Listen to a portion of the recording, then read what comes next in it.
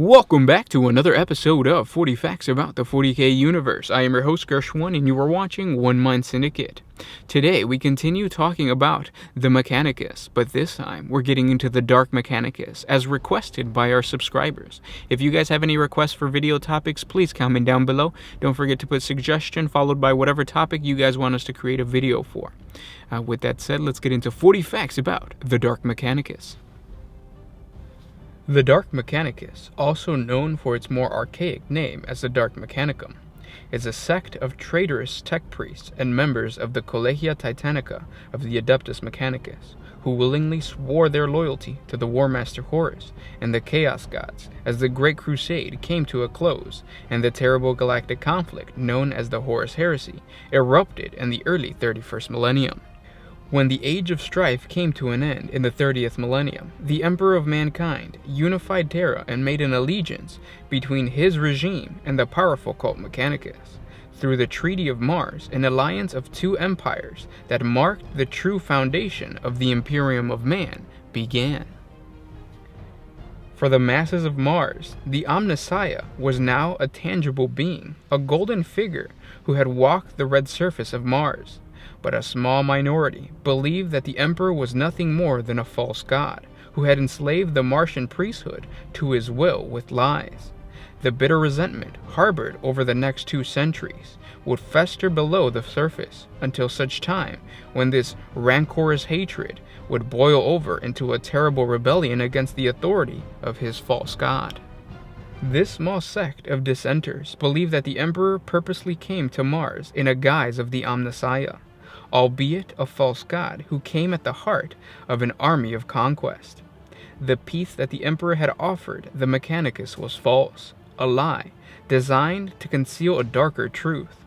These dissenters believed that the Emperor offered peace with one hand while keeping a dagger behind his back with the other. In reality, the Emperor's offer was an ultimatum: join me or I will simply take what I need from you. Faced with the choice that was no choice at all, the tech priests had been forced to bargain away the autonomy of Mars and see that the sacred red planet become little better than a vassal world of Terra, Mars's ancient rival for leadership amongst mankind during the age of technology. 2 Terran centuries passed after the signing of the Treaty of Mars, and the individual known as Kelbor-Hal rose to position of much prominence within the Adeptus Mechanicus. He had become the Fabricator General of Mars and master of the Red Planet's mightiest forge cities, Olympus Mons. The fact that such an abomination and deceitful individual ever rose to prominence and the eventual leadership of the Adeptus Mechanicus is one of the great tragedies of Imperial history. It is remarkable to Imperial scholars of today that the individual as extraordinarily gifted as Kelbor-Hal could be so wrong-headed as to bring so mighty and august a body of the Mechanicus over to the service of heresy and rebellion.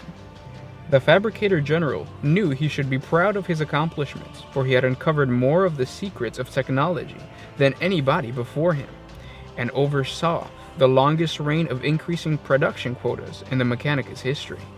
But pride, like many other emotional responses, had all but vanished as the organic cognitator once housed in his skull had been gradually replaced with synthetic synapses and effectant conduits for logical thought.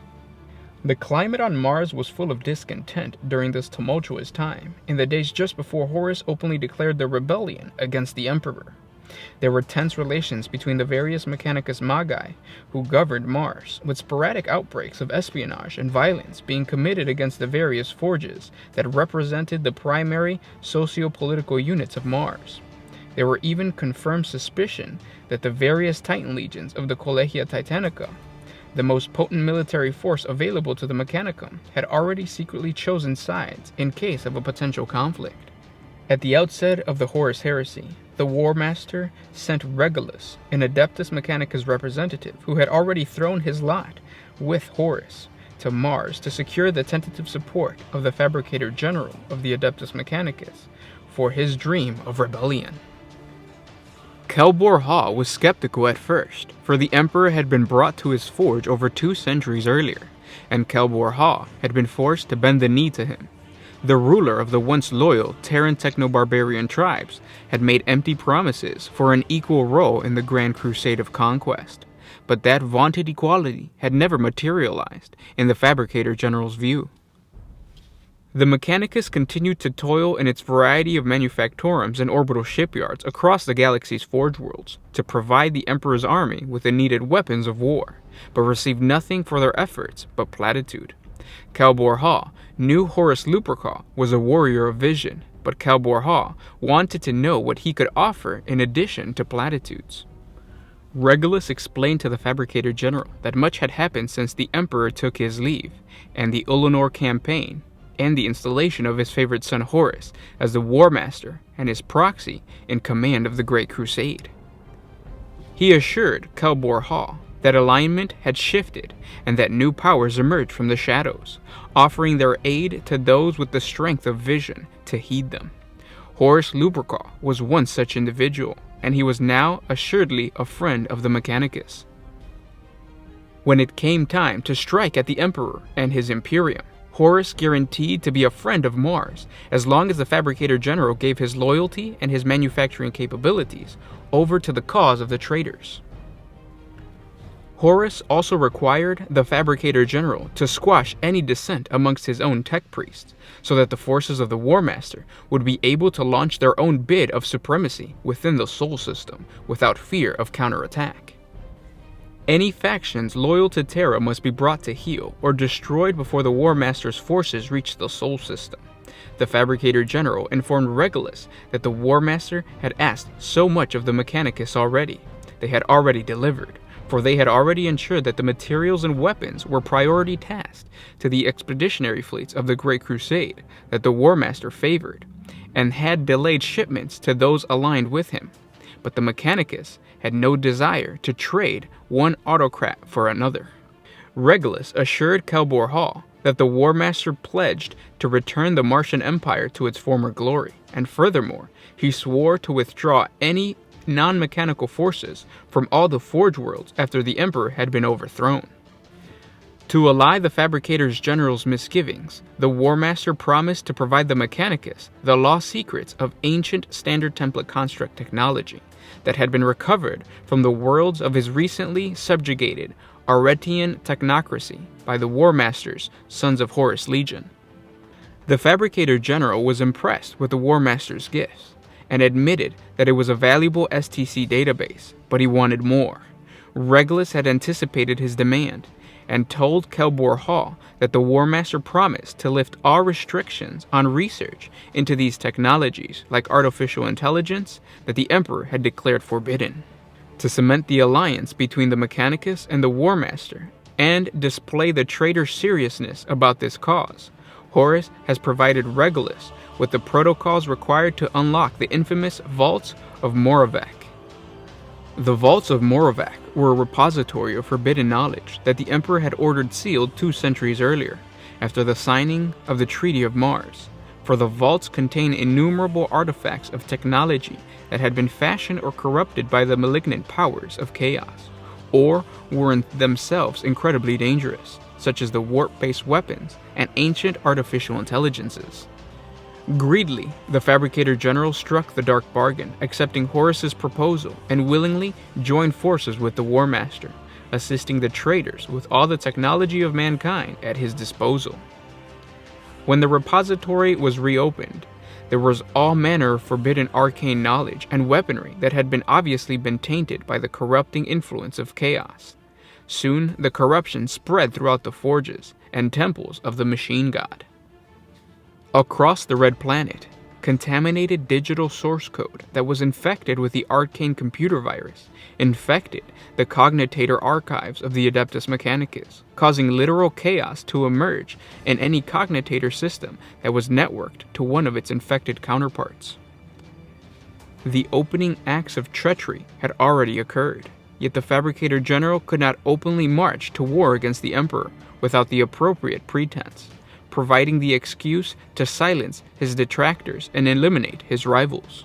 The Fabricator General and his allies, amongst what would later be called the Dark Mechanicus, used disruptions unleashed by the scrap code attack to bide their time and marshal the strength of their forces.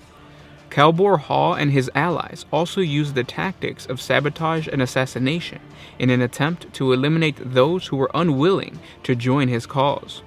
But the opportunity to go openly to war eventually presented itself when the techno-magi, Coriel-Zeth, the mistress of the Magma City, declared that she did not believe the Omnissiah actually existed. This open apostasy from the sacred doctrines of the cult Mechanicus was the excuse that the forces of the Dark Mechanicus needed to finally wage war against their enemies, declaring them to be heretics to the faith that had been sacred on Mars for millennium. Magma City would soon become a focal point in the struggle of those amongst the Mechanicus who remained loyal to the Imperium. Open warfare eventually erupted across the Red Planet as the Martian forces, both civilian and military, fought one another in a deadly and escalating civil war whose destructiveness mirrored the unfolding in the wider galaxy between loyalist and traitor forces. To help the War Master achieve his goals, Kelbor-Hal oversaw the construction of the mighty battleship Furious Abyss in the orbital shipyard on Thule, a Formor asteroid which had been towed by the Mechanicus into orbit of the gas giant of Jupiter in the Sol system, far beyond prying eyes and questions. This formidable warship was unlike any other of its kind. It was so heavily armored that it could withstand any concentrated assault from a planetary laser defense battery. It was the greatest and largest vessel ever assembled by mankind, unique in every way and powerful beyond reckoning. Kelbor-Hal had sanctioned the construction of such a vessel because it suited his greater purpose, namely the burgeoning desire, or rather intrinsic programming within the servant of the machine god to gradually become one with his slumbering deity. The Emperor had sought to place restrictions upon the Mechanicus' ability to explore every avenue of knowledge that might lead to a closer unity with the machine god.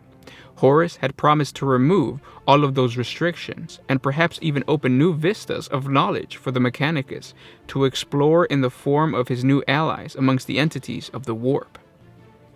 Faced with such a choice, the question of Kelbor-Hal's allegiance and that of the Mechanicus factions loyal to him had required mere nanoseconds of computation.